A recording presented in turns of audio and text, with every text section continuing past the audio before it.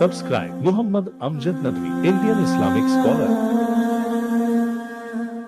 أعوذ بالله من الشيطان الرجيم بسم الله الرحمن الرحيم ألم يأتكم نبأ الذين كفروا من قبل فذاقوا وبال أمرهم ولهم عذاب أليم ذلك بأنه كانت تأتيهم رسلهم بالبينات فقالوا أبشر يهدوننا فكفروا وتولوا واستغنى الله والله غني حميد زعم الذين كفروا أن لن يبعثوا قل بلى وربي لتبعثن ثم لتنبؤن بما عملتم وذلك على الله يسير فآمنوا بالله ورسوله والنور الذي أنزلنا والله بما تعملون خبير.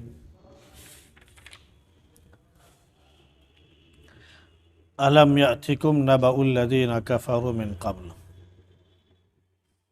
کیا تم کو ان لوگوں کی خبر نہیں پہنچی جنہوں نے اس سے پہلے کفر کیا؟ تو انہوں نے اپنے اعمال کی سزا پائی، ان کے لیے دردناک عذاب ہے۔ یہ اس وجہ سے ہے کہ ان کے پاس رسول نشانیاں لے کر آتے تھے تو وہ کہتے تھے کہ کیا انسان ہمیں راہ دکھائیں گے؟ چنانچہ انہوں نے کفر کیا اور راہ حق سے ہٹ گئے، اللہ کو ان کی پرواہ بھی نہیں۔ اللہ بہت ہی بے نیاز اور بہت تعریف والا ہے۔ جنہوں نے کفر کیا ان کا خیال ہے کہ وہ کبھی بھی قیامت کے دن اٹھائے نہیں جائیں گے۔ کہہ دیجئے کیوں نہیں، میرا رب کی قسم تم سب ضرور اٹھائے جاؤ گے اور تم سے پوچھا بھی جائے گا ان تمام چیزوں کے بارے میں جو تم نے کیا تھا۔ اور یہ اللہ کے لیے نہایت آسان ہے۔ اللہ پر، اس کے رسول پر اور اس نور پر جو ہم نے نازل کیا ہے ایمان لے آؤ۔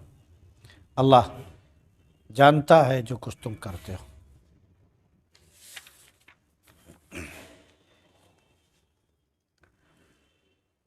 یہ سورۃ تغابن چل رہی ہے۔ ابتدائی آیتوں میں پہلے اللہ رب العزت کی حمد و ثنا کا ذکر تھا کہ دنیا اور آخرت، زمین و آسمان، تمام جگہوں پر اور تمام مخلوقات اللہ رب العزت کی حمد و ثنا بیان کرتی ہے، کیونکہ وہی بادشاہ ہے اور اسی کی تعریف ہے ہر جگہ پر، اور وہ ہر چیز پر قادر ہے۔ پھر اللہ نے اپنی قدرت کا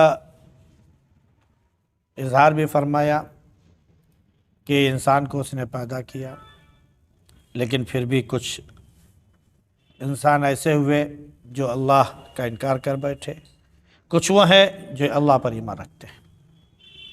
اللہ جانتا ہے جو تم کر رہے ہو۔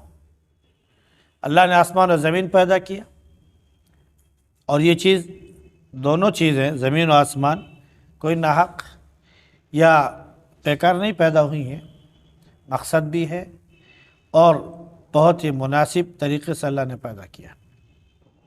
پھر انسان کو پیدا کیا اور اس کی شکل و صورتیں بنائی اور بہترین شکل و صورت دی، اور پھر بتایا کہ آخرت میں پلٹ کر جانا ہے۔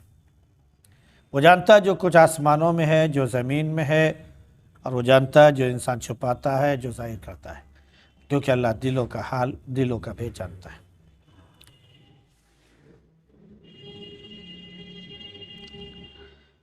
اب آگے انسانوں کو مخاطب کیا جا رہا ہے اور سوال کے انداز میں خود انہی سے جواب لیا جا رہا ہے کہ ذرا ان سے پوچھ لو کہ ان سے پہلے بھی لوگ بستے تھے، ان کی آبادیاں تھیں، ان کی نسلیں تھیں، ان کے پاس باغات تھے، بڑے بڑے ان کے پاس قبیلے تھے، وغیرہ وغیرہ، ہر طرح سے ہم نے ان کو وسعت سے نوازا تھا، لیکن جب انہوں نے کفر کیا تو ان کو اپنے کفر کا، اپنے انکار کا انجام دیکھنا پڑا اور اس کا مزہ بھی چکھنا پڑا۔ اب وہ کون لوگ ہیں جو ان سے پہلے گزر چکے ہیں، جو ہم لوگوں سے پہلے گزر چکے ہیں؟ قوم عاد ہے، قوم سمود ہے، قوم لوط ہے، اصحاب ایکا ہیں، وغیرہ وغیرہ۔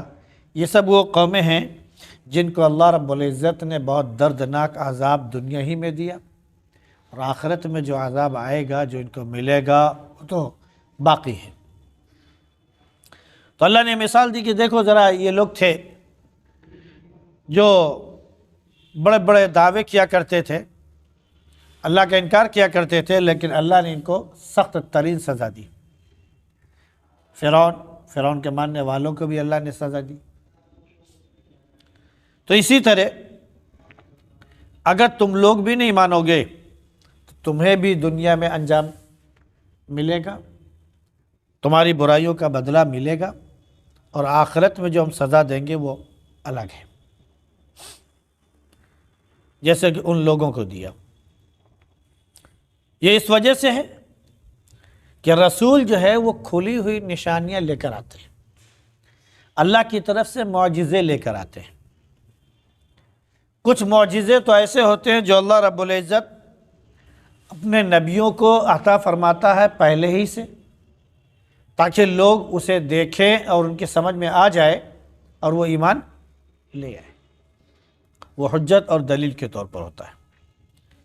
جیسا کہ موسیٰ علیہ السلام کو اللہ نے لاٹھی دی، لاٹھی ایسی کہ جب اسے چھوڑ دیا سانپ بن گئے، اسی لاٹھی کو پتھر پر مار دیا چشمے پھوٹ گئے، اسی لاٹھی کو اللہ نے حکم دیا سمندر پہ مارو راستے کھل گئے، وغیرہ وغیرہ۔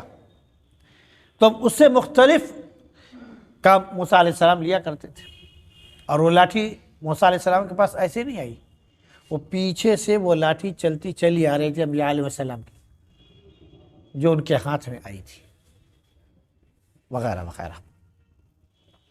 دوسرا معجزہ اللہ نے دیا کہ اپنا دائیں ہاتھ اپنے بغل میں جیسے ڈالتے تھے تو پھر اس کے بعد جب نکالتے تھے تو اتنا خوبصورت، اتنا جاذب نظر ہوتا تھا کہ بس نگاہ دیکھے تو اس کو دیکھتے ہی رہ جائے، مطلب کہ ٹکٹکی باندھے آدمی دیکھتا ہی رہ جائے، آنکھ بھی بند کرنا بھول جائے، پلک بھی جھپکانا بھول جائے، وغیرہ وغیرہ۔ یہ تو اللہ نے اس طرح معجزے بہت سے انبیاء علیہ السلام کو دیے۔ عیسیٰ علیہ السلام کو دیا کہ وہ کوڑ کا مرض ٹھیک کر دیتے تھے، نابینا کوئی پیدائشی کوئی نابینا ہوتا تھا اس کو چھوتے تھے، دعا کرتے تھے، ٹھیک ہو جایا کرتا تھا۔ کوئی شخص اسی طرح کسی اور بیماری کا شکار ہے، اسے وہ ٹھیک کر دیا کرتے تھے۔ تو اس طرح کے معجزے اللہ نے ان کو عطا کیے تھے۔ دیگر تمام انبیاء علیہ السلام کو اللہ نے کچھ نہ کچھ معجزہ دیا۔ حضرت سلیمان علیہ السلام کو کتنا بڑا معجزہ دیا کہ ہوا جو ہے ان کے تخت کو لے کر جہاں وہ چاہتے تھے ان کی بادشاہت میں لے کے وہ جایا کرتی تھی، وہ ہوا اڑا کے لے جایا کرتی تھی۔ اور یہی نہیں، ان کے ساتھ ان کے حوالی موالی، ان کے جو درباری جو ہوتے تھے، ان کے جو رؤسا ہوتے تھے، جو قائدین ہوتے تھے، سپہ سالار وغیرہ ہوتے تھے، وہ بھی ساتھ میں اسی تخت پر بیٹھے ہوئے ہوتے تھے۔ گویا کہ اس تخت پر یوں کہہ لیجئے کہ 500 سرداروں کے کرسی سمیت بیٹھنے کا انتظام تھا، اور حوالے کر اسے چلتی تھی، اتنا لمبا۔ تو معلوم یہ ہو کہ اس طرح معجزے دیے جاتے تھے۔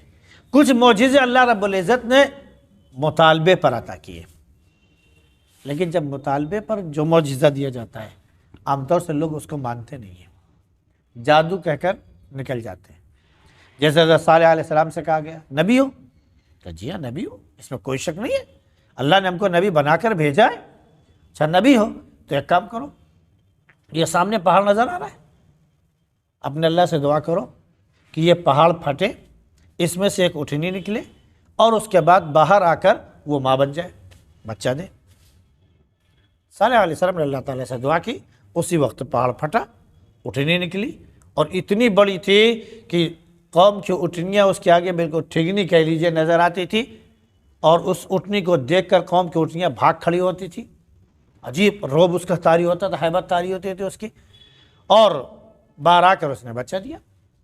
صالح علیہ السلام نے کہا دیکھو یہ اللہ کی نشانی ہے، اگر تم نے اس کے ساتھ چھیڑ چھاڑ کی تو تو تمہارے پر عذاب آ جائے گا۔ نہیں سمجھ میں آیا؟ انہوں نے کیا کیا کہ 4 لوگوں نے مل کر، صرف 4 لوگوں نے منصوبہ بنایا تھا، اس اٹھنی کی کوچے کاٹ دی، اس کی شہرت کاٹ دی، اٹھنی مر گئی۔ اللہ رب العزت نے تیسرے دن ان کو پر عذاب بھیج دیا۔ اللہ کے نبی صلی اللہ علیہ وسلم ایک جگہ کھڑے تھے، ابو جہل آیا تمام لوگوں کے سامنے، آپ نبی ہو، آپ نبی ہیں، اس میں کوئی شک نہیں ہے۔ اچھا یہ دیکھو چاند دکھائی پڑ رہا ہے، ہاں نبی ہو تو اس کے ٹکڑے کر کے دکھا دو۔ اللہ رب العزت نے اپنے نبی کو حکم بھیجا، اشارہ کر دو۔ اللہ کے نبی صلی اللہ علیہ وسلم نے اشارہ اسے کیا، چاند کے 2 ٹکڑے ہوئے، دونوں ٹکڑے الگ الگ ہوتے چلے گئے، ایک اس پہاڑی پر نظر آیا اور ایک اس پہاڑی پر نظر آیا، وغیرہ وغیرہ۔ اور کافی دیر وہ رہے، اس کے بعد پھر وہ آپس میں پھر مل گئے۔ اللہ کی طرف سے معجزہ تھا۔ مطالبے پر ملا تو اس پر وہ کہہ کے نکل گیا، اب پتہ چلا کتنے بڑے جادوگر، اب معلوم ہوا کتنے بڑے جادوگر۔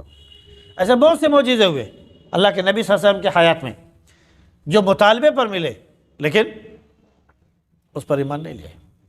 تو اللہ نے فرمایا کہ ہمارے رسول نشانیاں لے کر آتے تھے لیکن یہ انکار کرتے تھے، اور یہ کہتے تھے اچھا ہماری طرح کے جو انسان ہیں یہ ہم کو سیدھا راستہ دکھائیں گے، یہ ہم کو راستہ سجھائیں گے، یہ ہم کو طریقہ بتائیں گے، ہم تو ان سے بڑے ہیں، ہم تو سردار ہیں، ہم تو قوم کے بڑے لوگوں میں شمار ہوتا ہمارا، وغیرہ وغیرہ، ہم تو ان میں سے ہیں، ہم کو یہ کیا راستہ دکھائیں گے؟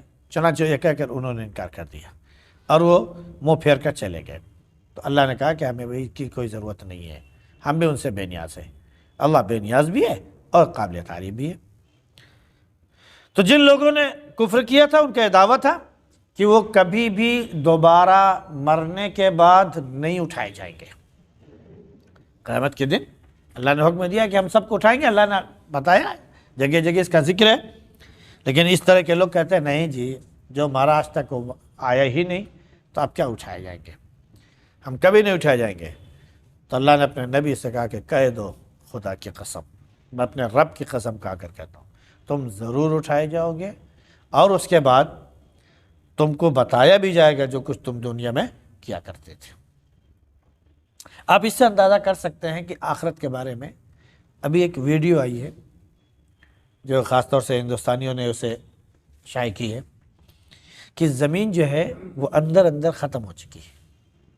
اس کا جو آگ کا گولا ہے جہاں پر گرمی بہت زیادہ ہے وہ دھیرے دھیرے ختم ہو رہا ہے، اور جس دن اس گولے کی کشش یا کہہ لیجیے کہ وہ چیز ختم ہو جائے گی، اس دن زمین کی جو کشش ہے اوپر کی جو کھینچے ہوئے ایک دوسرے کو سب، یہ وہ چیز کم ہو جائے گی اور یہ ایک طرف کو لڑک جائے گی۔